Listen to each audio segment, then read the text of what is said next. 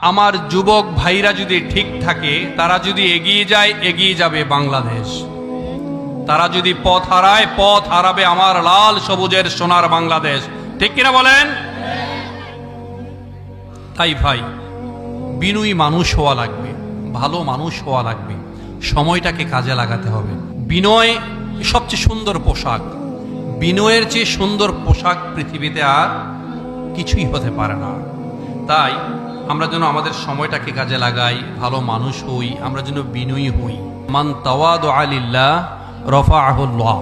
যিনি আল্লাহর জন্য বিনয়ী হন, আল্লাহ তাআলা তার সম্মান স্বীকৃতি বাড়িয়ে দেন। একটু জোরে বলেন, যিনি আল্লাহর জন্য বিনয়ী হন, মান তাওয়াদুআ লিল্লাহ রাফাআহুল্লাহ।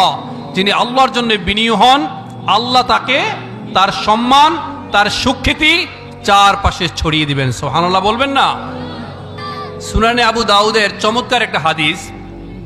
একজন মানুষ সত্যের উপর অবিচল আছে, একজন মানুষ সত্যের উপর অবিচল আছে, হকের উপর প্রতিষ্ঠিত, তারপরেও তিনি তর্ককে পরিহার করে বেড়ান, ঝগড়াকে, তর্ককে পরিহার করে বেড়ান।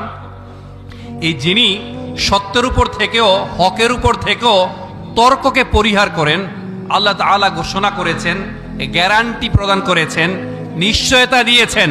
নবী মুহাম্মদ সাল্লাল্লাহু আলাইহি সাল্লাম বলছেন, আল্লাহ তাআলা নিশ্চয়তা প্রদান করেছেন, হকের উপর থেকেও যিনি ঝগড়াকে পরিহার করেন, তর্ককে পরিহার করেন, তাকে জান্নাতের আঙ্গিনায় একটা বিশাল বড় অট্টালিকা দান করা হবে।